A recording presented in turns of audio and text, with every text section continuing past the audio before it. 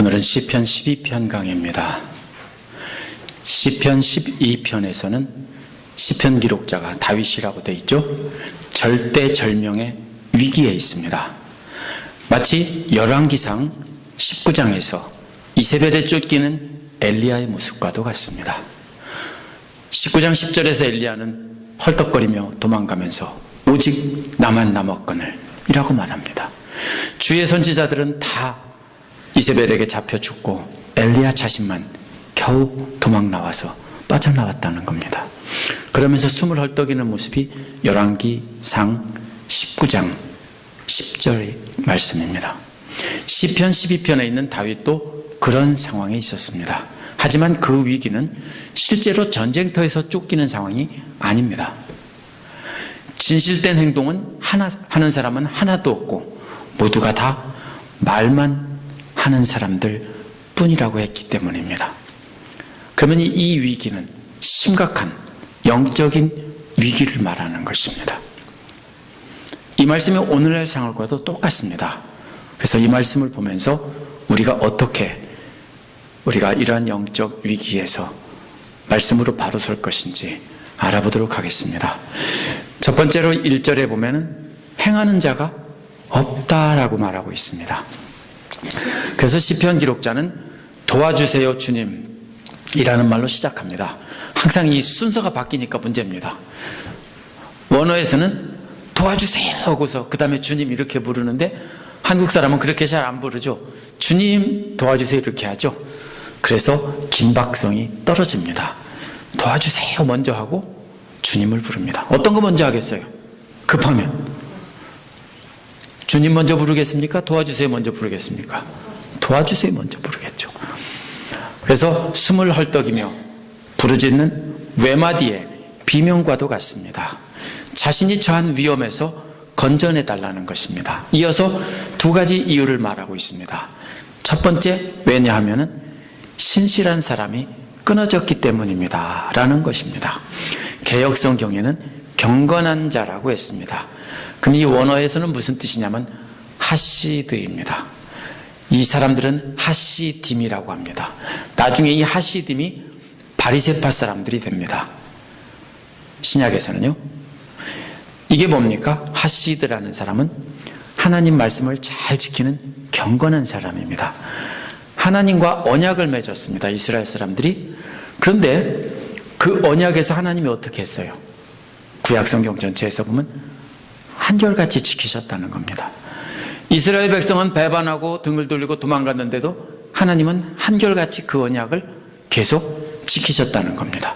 그럼 이 하시드라는 사람은 그러한 한결같은 사랑을 깨닫고 자신도 다른 사람들에게 그렇게 한결같은 사랑으로 용서하고 또 용서하면서 하나님의 경건을 행하는 사람이 바로 하시드, 신실한 사람들입니다. 그런데 하나님처럼 그렇게 용서하며 사랑을 베푸는 사람이 끊어졌다는 겁니다. 이 끊어졌다는 말은요, 과거에는 존재했는데 이제는 영원히 멸망했다라는 겁니다. 전쟁터에서 말하면 전멸, 또 생물학적으로 말하면 멸종되었다 이런 말입니다. 오늘날 진화론자들은 공룡이 있었는데 공룡이 멸종됐다 그럽니다. 사실이겠죠. 화석이 있으니까. 그러면 그 멸종된 공룡, 그게 바로 그런 뜻입니다. 그럼 여기서 하시드가 완전히 끊어졌다 이런 말입니다. 멸종되었다. 하나님의 사랑을 깨닫고 행하는 사람은 하나도 없다.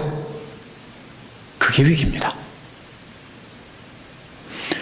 두 번째 왜냐하면 진실한 사람도 사라지고 있다는 것입니다. 진실한 사람이란 항상 같은 자리에서 든든히 떠받치고 있는 사람을 말합니다. 무슨 뜻입니까? 진실한 사람은 항상 하나님과의 언약을 그대로 지키며 항상 같은 자리에 있는 겁니다. 마치 뭡니까? 군대에서 그 경계 근무를 서는 병사가 계속 그 시간 되면 같은 자리에 그대로 서 있는 것과 같은 그런 모습입니다. 하나님과의 언약을 진실되게 지키며 항상 그 자리에 그대로 하나님 말씀을 떠받치고 있는 사람, 이게 진실한 사람입니다. 어제는 진실했는데 오늘은 진실하지 않고요. 내일은 또 진실했는데 그 다음 날은 또 진실하지 않으면 그런 사람은 진실한 사람이 아닙니다. 예를 들어 보세요.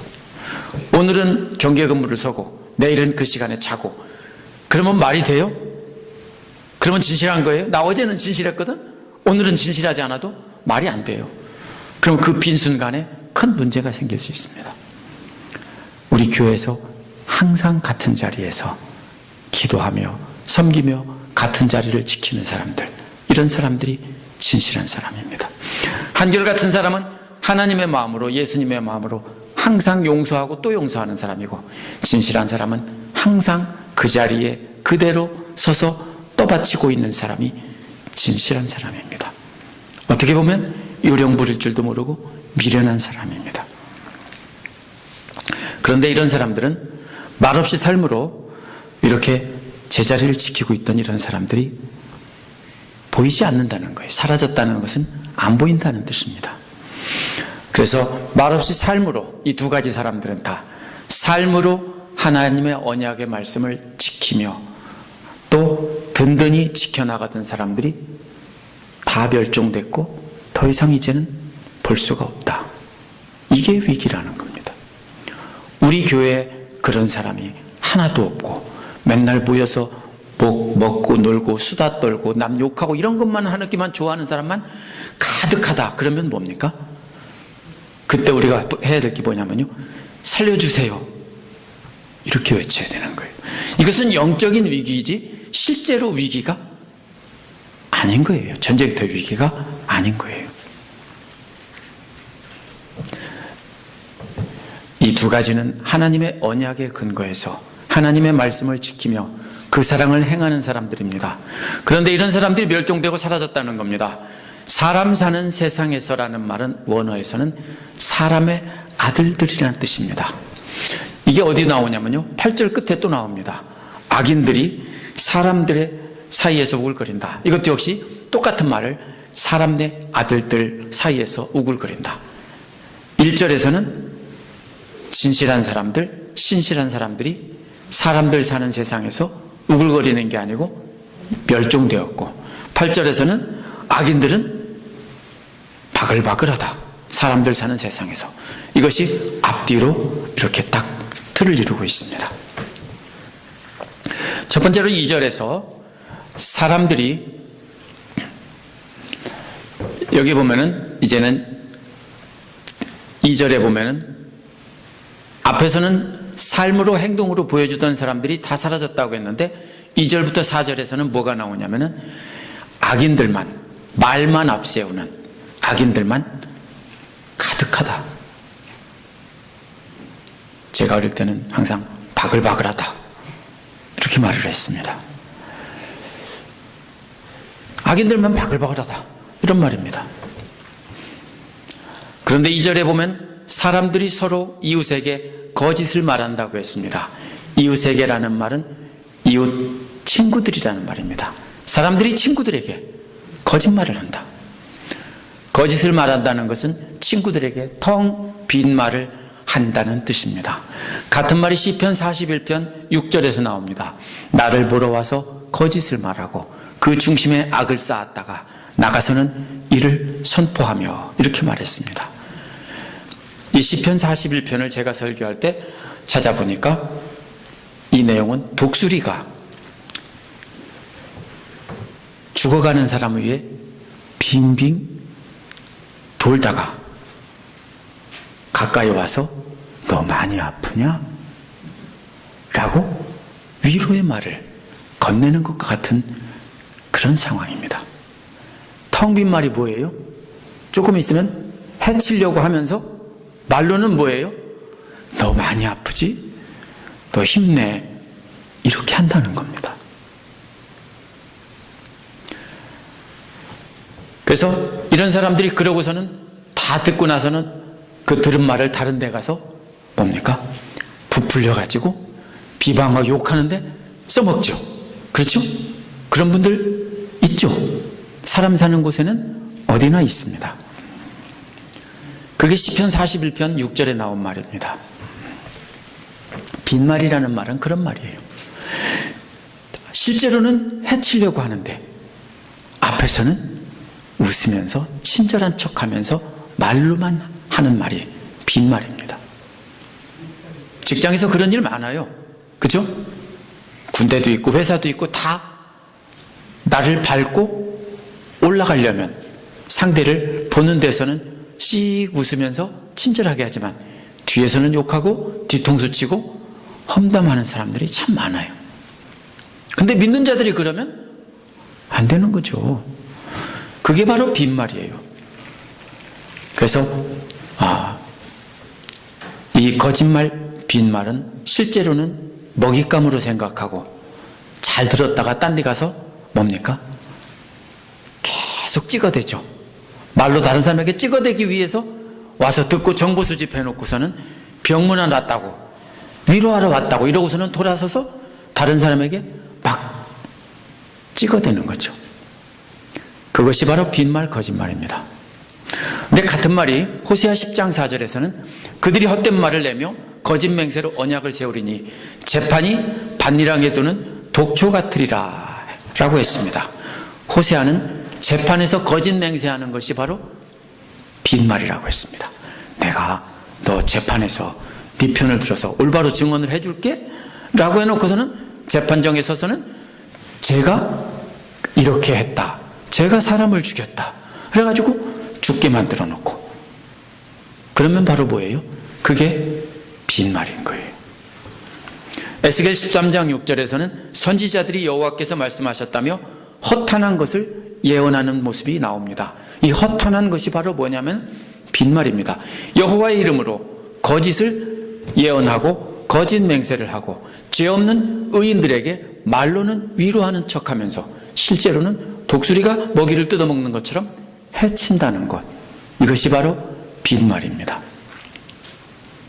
여기서 말은 주로 누구냐면요, 선지자들, 하나님을 믿는 사람들이 하나님의 뜻을 전하고 하나님의 말을 가르쳐준다면서 이렇게 거짓말, 빈말로 남을 해치고 뜯어먹는 것을 말합니다. 둘째로 2절 뒷부분에서는 아첨하는 입술로 두 마음을 품고 있다라고 말했습니다. 품고 말한다라고 했습니다. 아첨하는 입술이라는 말에서 아첨한다는 말은 이사야 30장 9절에서 10절에 보면 패역한 백성들이 여호와의 법을 듣기 싫어하고 선견자에게 말하기를 우리에게 부드러운 말을 하라 라고 요구한다. 구약에 보면 그런 말이 자주 가끔 나오죠. 저 사람은 악한 말만 내게 예언합니다. 듣기 싫다는 거죠. 좋은 예언만 해라 이런 거죠. 그래서 여기서 부드러운 말이라는 말은 바로 시편 12편 2절에 아첨하는 말과 같은 말입니다. 악을 행하는 힘 있는 사람들에게는 하나님의 뜻을 말하지 않고 사람들이 좋아하는 말만 한다는 것입니다.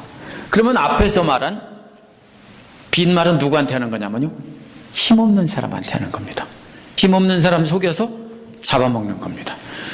그런데 힘 있는 사람한테 가서 속여서 잡아먹으려고 하면 죽으니까 거기 가서는 뭐라고 해요? 아첨하는 말을 한다고요. 근데 두 마음을 쫓는다고 했습니다. 그대로 번역하면 마음 안에 또 마음이 있다는 말입니다. 근데 이걸 오해하면 안 됩니다.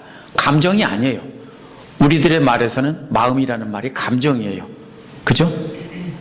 영어의 하트가 아니에요. mind이에요. 뭐예요? 생각이라는 뜻이에요. 마음속에 두 가지 생각, 두 가지 기준을 갖고 있다고요. 생각하는 두 가지 기준, 판단하는 두 가지 기준을 갖고 있어요.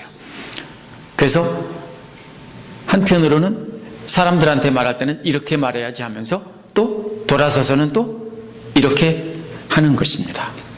그래서 이 하나님의 뜻을 말한다면서 악을 행하는 사람들에게는 듣기 좋은 말만 이렇게 하는 것이 바로 두 가지 기준으로 상대를 속이는 겁니다.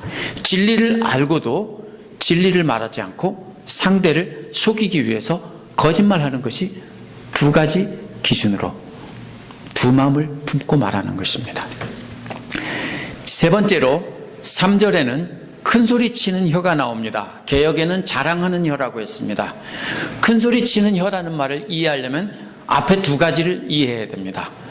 첫 번째 뭐라 하겠습니까? 거짓말, 빈말은 선지자가 힘이 없는 자들에게 속이고 좋은 말로만 빈말로 좋은 말로 한 다음에 실제로는 뭡니까? 잡아먹는 거죠. 뜯어먹는 거죠. 그게 바로 양의 탈을 쓴 일이다. 이리가 양의 탈을 쓰고 엄마다라고 동화에 그런 거 나오죠. 그리고 들어가서 잡아먹었다. 그것이 바로 빈말입니다. 그 다음에 이러한 사람들이 두 번째로 하는 일이 뭐라 하겠습니까? 악한 자들, 악하고 강한 자들에게는 그렇게 못해요. 못하니까 어떻게 합니까? 그 사람들에게는 그들이 원하는 말, 사실은 아니지만 당신을 하나님께서 놀라웠게 축복하실 것입니다. 이렇게 하면서 듣기 좋은 말로 예언을 해서 인정받고 존경받는다는 겁니다. 그러면 뭐가 됩니까? 이제 부자요 힘 있는 사람들에게 인정받으면 높은 자리에 오르고 영광을 차지합니다. 그러면 이런 사람들이 바로 뭐가 되는 거냐면요, 큰 소리 치는 혀가 되고 자랑하는 혀가 되는 겁니다. 네, 명예와 존귀와 영광을 다 가지고 있어요. 그러니까 큰 소리 치는 겁니다.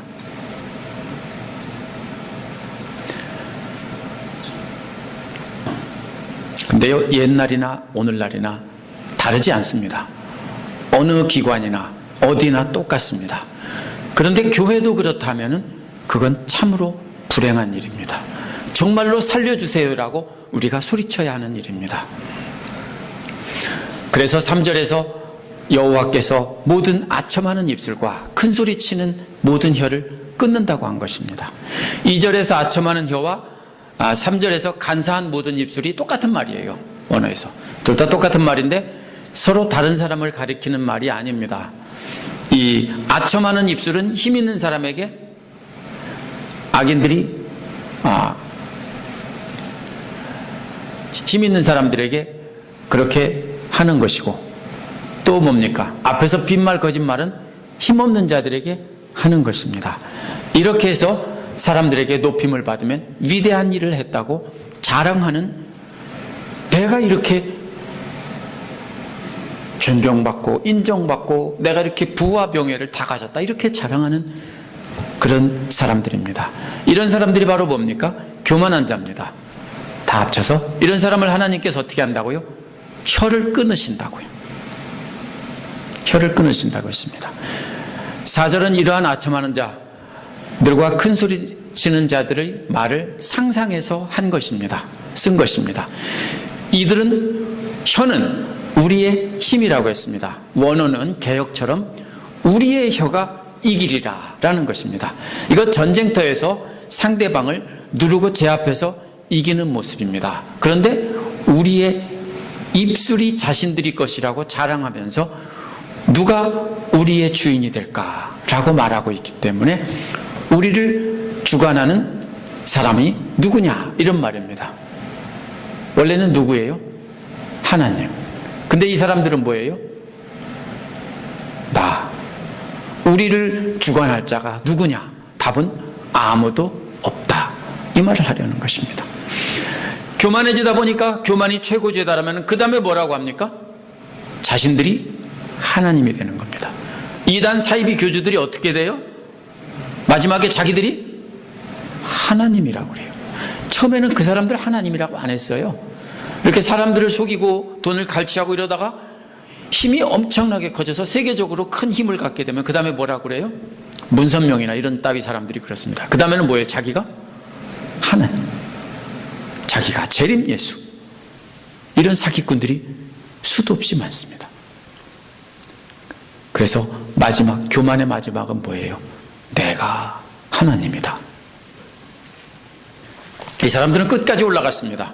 올라갈 때까지 올라가서 세상 사람들의 존경과 인정을 다 받고 나면 마지막에는 진짜 하나님인 줄 알고 하나님 노릇을 합니다. 이런 악인들은 갈 때까지 다 갔고 더 갈 곳이 없습니다. 악이 어떻게 됩니까? 점점 음악으로 말하면 크레센도로 점점 커지다가 여기에서는 빵 터졌습니다. 하나님도 더 이상 참을 수 없다는 겁니다.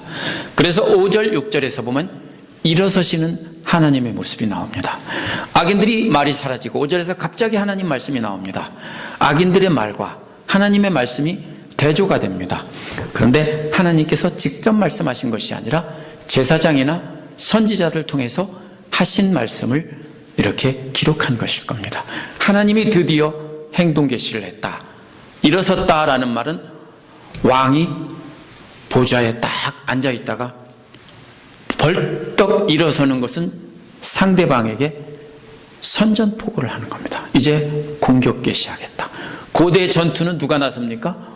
왕이 직접 나서서 맨 앞에 나서서 싸웁니다. 때로는 상대 왕과 1대1로 맞서 싸우기도 합니다.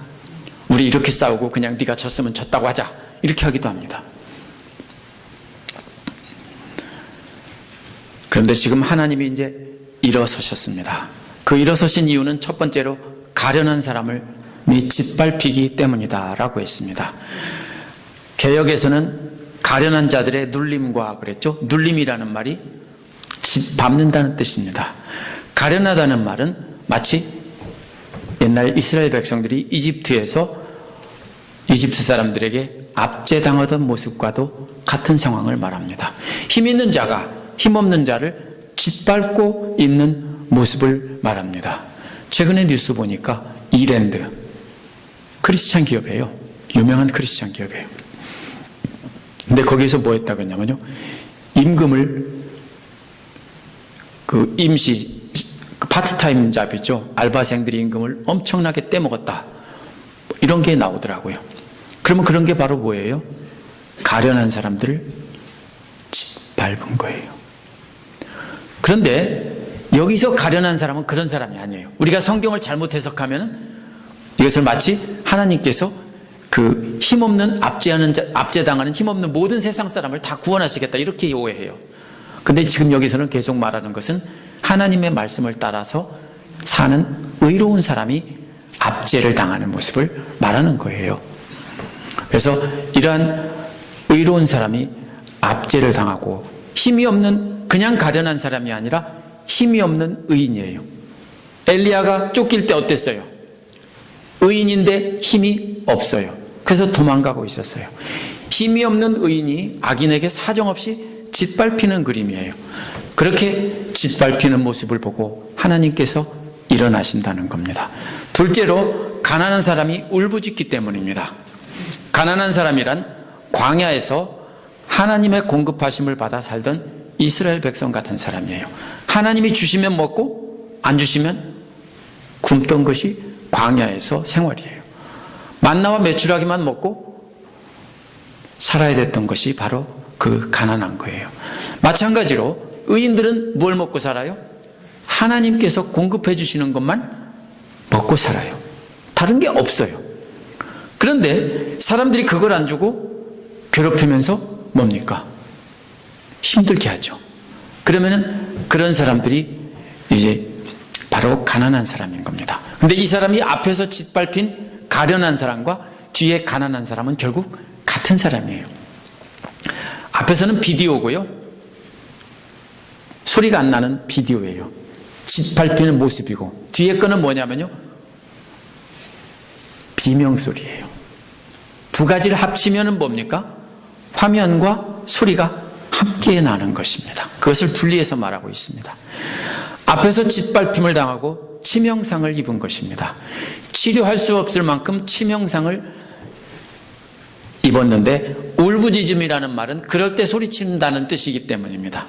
치명상을 입고 다 죽어가는 사람이, 고칠 수 없을 만큼 치명상을 입은 사람이 울부짖으며 외치는 것이, 고통을 외치는 것이 바로 울부짖음입니다. 그런 상황에서 소리치는 겁니다. 앞에서는 짓밟히는 모습을 보셨는데 하나님께서 이번에는 같은 사람이 울부짖는 소리를 들으신 겁니다. 그러나 시편 기록자가 실제로 얻어맞고 짓밟히는 그림이 아닙니다. 뭐 때문에? 빈말과 아첨하는 말과 교만한 말로 공격을 받아서 테러를 당하는 그런 모습을 그림처럼 비유적으로 말한 것입니다. 그래서 이제 내가 일어나서 라고 했습니다. 여호와께서 말씀하시는 겁니다. 여호와께서 이제 일어나셔서 그들이 갈망하는 구원을 베풀겠다라고 했습니다. 여기서 구원은 1절에 말하는 도와달라고 한 말과 똑같은 말입니다. 1절에서 구원해 주세요, help me, save me, 이런 말인데 여기서도 역시 구원해 주겠다, 그 말입니다. 앞에서 짓밟히며 울부짖으며 갈망한 그 구원을 이제 베풀겠다는 것입니다. 이제 하나님이 나타나십니다. 이는 마치 신의 산에 나타나신 하나님처럼 하나님이 짠하고 나타나시겠다는 겁니다.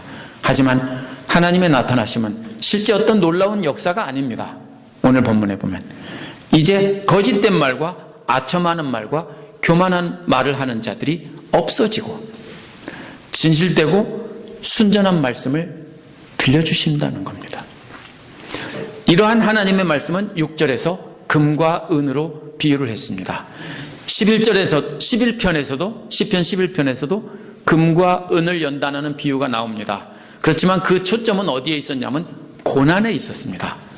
11편에서는 고난, 그 초점이 고난에 있어서 그 과정에 초점이 맞춰져 있었습니다. 그런데 오늘 12편에서도 같은 금을 은을 연단하는 그림이 나오지만 이것은 과정이 아니라 결과에 초점이 맞춰져 있습니다.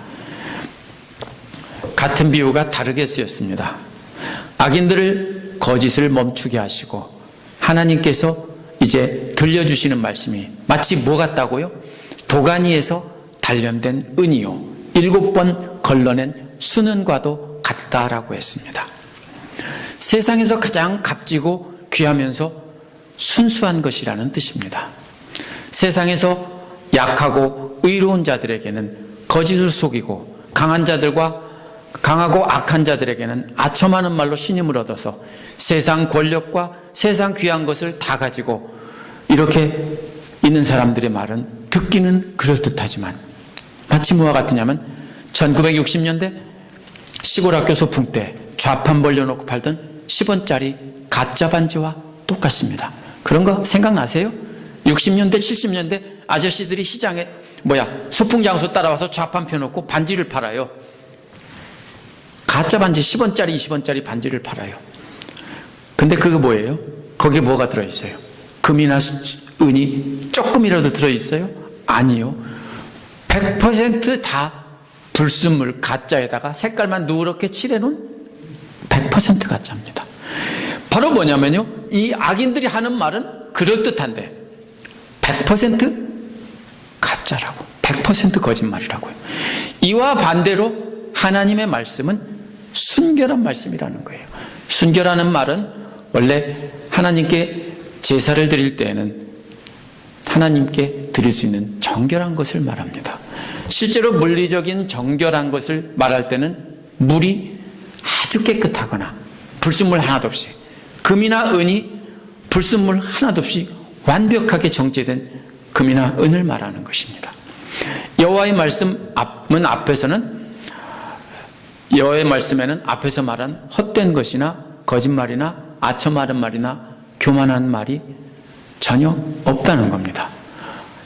여호와의 말씀은 오직 흙 도가니에서 단련한 은과 같다고 했습니다. 근데 단련이라는 말은요, 원어에서 짜라프라는 말인데요, 등급을 결정하기 위해서 시험하는 겁니다. 마치 뭐와 같아요? 의학 용어로 말하면 바이옵시 하는 것과 같아요. 여기서 단련한다는 말은 불 같은 걸 이렇게 녹여보면서 불순물이 있나 없나 이렇게 확인해 보는 것입니다. 확인했어요. 틀림없이 있어요. 대충 녹여보니까. 그럼 그 다음에는 뭐 해요? 이제 그거 골라내야 되죠. 골라내는 것이 바로 뭐예요? 7번 걸러냈다라고 했는데 이것은 짜카크라는 말인데요, 순수하게 만드는 과정이에요. 똑같은 말이 아니에요. 앞에 것은 검사하는 것이고 뒤에 것은 불로 검사하는 거고 뒤에 것은 그것을 7번 계속해서 완벽하게 걸러내는 겁니다. 제가 고양이 똥 모래를 해서 고양이 똥이나 오줌과 이걸 걸러내는 일을 하루에도 몇 번씩 합니다. 완벽하게 걸러내지 않으면, 골라내지 않으면 냄새가 나서 나중에는 고양이 물에 다 버려야 되는 거예요. 그럼 어떻게 합니까?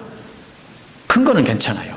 덩어리니까 딱 건져내면 끝인데 작은 것은요, 이게 굳어져 있거든요. 굳어지게 돼 있는데 고양이가 잘못 건드리면 깨져서 흩어지면요 난리도 아니에요. 그럼 그거 다 골라내야 돼요. 아니면 다 버리든지. 바로 하나님의 말씀에는 그런 것을 싹 곤란했기 때문에 불순물은 하나도 없고 100% 순수한 것만 있다. 진짜다 이런 말입니다. 악인들의 말은 빈말이고 아첨하는 말이고 교만한 말이고 다 거짓말만 있고 가짜 반지 같은데 이거는 하나님의 말씀은 100% 진짜다 이런 말입니다. 그러면 뭡니까? 이런 말씀을 하나님께서 들려주시겠다. 그것이 바로 기도의 응답이에요. 그것이 구해주시는 거예요. 거짓말, 악한 말, 사기치는 말, 아첨하는 말, 교만한 말만 막 들려와요. 못 살겠어요. 하나님 살려주세요. 근데 그때 하나님이 그것을 멈추게 하시고 진짜 깨끗하고 순수한 진짜 하나님 말씀만 이렇게 들려주시는 것. 그것이 바로 기도의 응답이에요. 그래서 7절 8절에서 기도하고 있습니다. 하나님의 말씀에 대한 묘사가 끝난 뒤에 7절에서 시편 기록자가 기도하고 있습니다. 하나님을 부르며 첫 번째 한 말은 우리를 지켜주세요라는 것입니다. 지켜달라는 말은 주의 깊게 계속 지켜와 달라는 겁니다. 계속 쉬지 않고 부지런히 세심하게 살펴보며 지켜보라는 것입니다.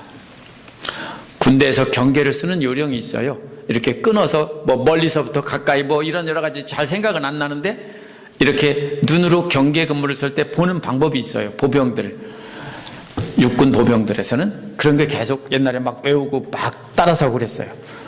그러면은요, 바로 뭐냐면은요, 빈틈없이 좌에서 우로, 뒤에서 먼 곳에서 가까운 곳으로 샅샅이 계속 쉬지 않고 빠짐없이 살펴보는 것, 바로 그런 말이에요. 그렇게 하나님께서는 계속 쉬지 않고 지켜봐 주세요. 이런 말입니다. 이스라엘 백성들이 자신들에게 말할 때는 어떤 겁니까? 지킨다는 말은 하나님의 언약의 말씀을 하나도 빼놓지 않고 세심하게 지켜. 바울이 어떤 사람이에요? 바로 그런 사람이에요. 내가 다 지켰다. 율법에는 흠없는 자다. 이런 게 바로 잘 살펴봐서 그대로 잘 지켜내는 것입니다. 근데 여기에서는 초점이 어디에 있냐면은 잘 관찰한다는 데 초점이 있습니다. 근데 7절에 나오는 뒤에 나오는 우리를 지켜주십시오는 다른 말이에요. 똑같은 말이 아니에요.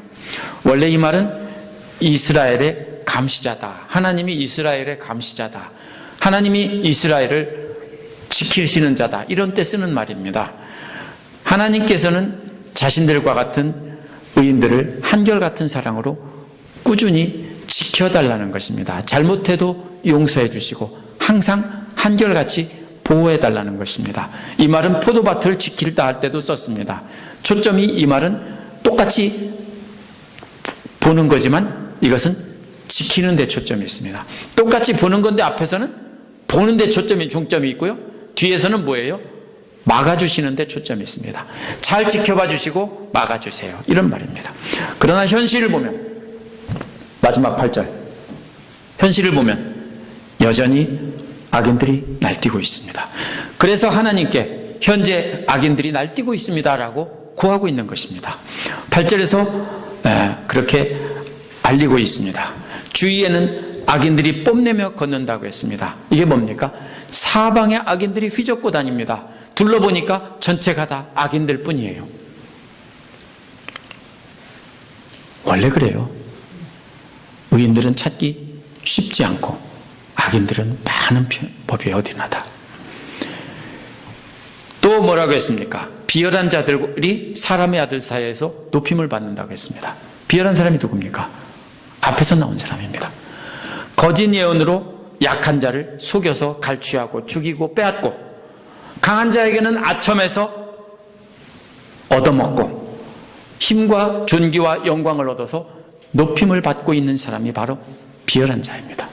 현실은 그런 사람이 어떻게 해요? 힘을 얻고 판을 쳐요. 그렇죠? 그러면서 뭐라고 그래요?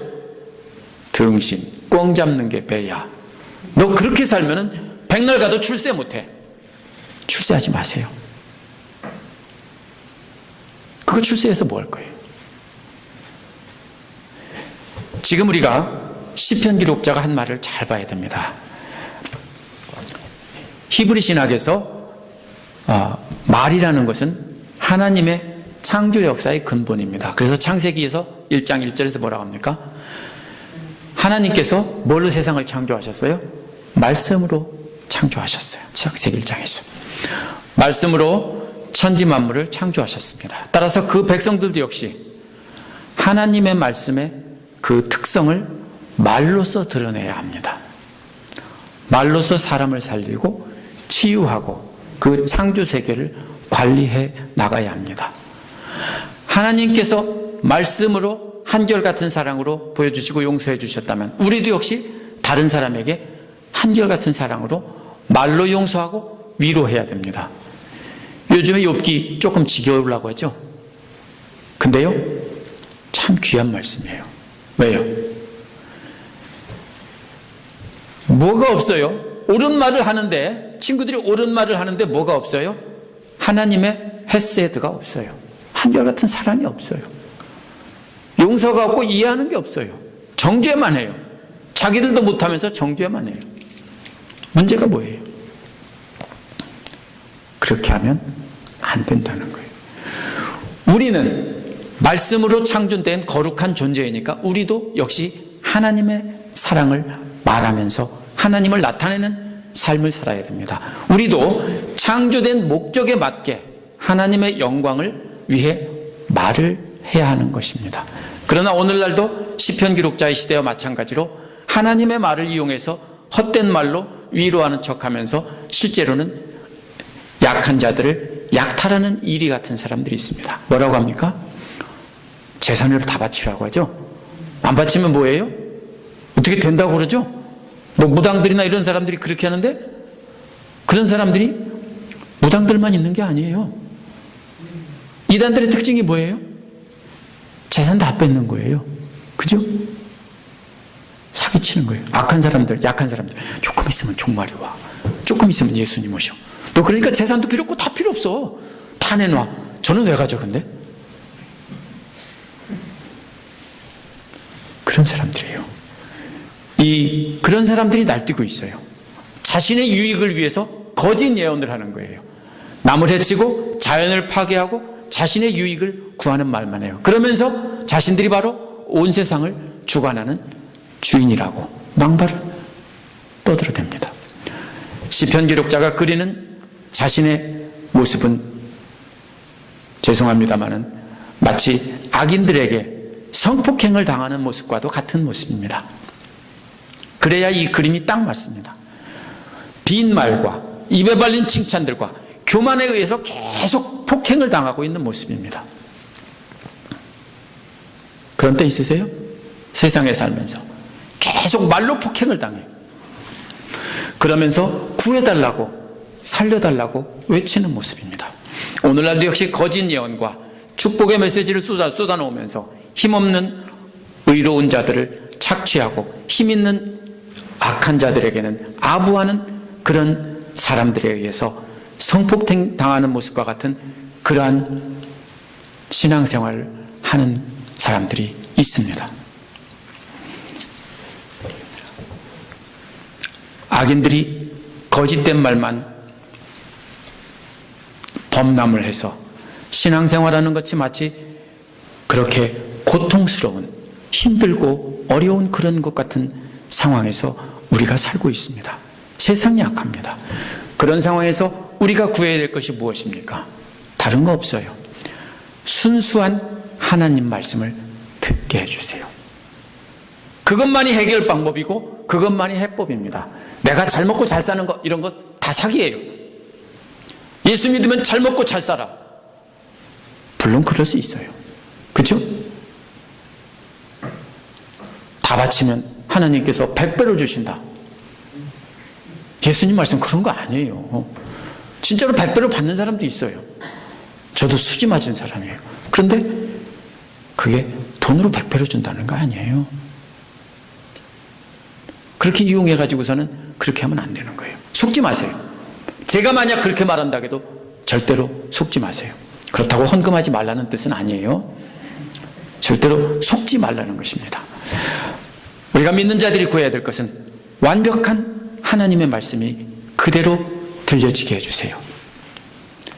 이제 강단에서 거짓말, 빈말, 아첨하는 말, 교만한 말 사라지게 해주시고 완벽하게 정제된 순수한 금과 같은 하나님의 말씀만 강단에서도 선포되고 우리 믿는 성도들의 입에서도 선포돼야 돼요.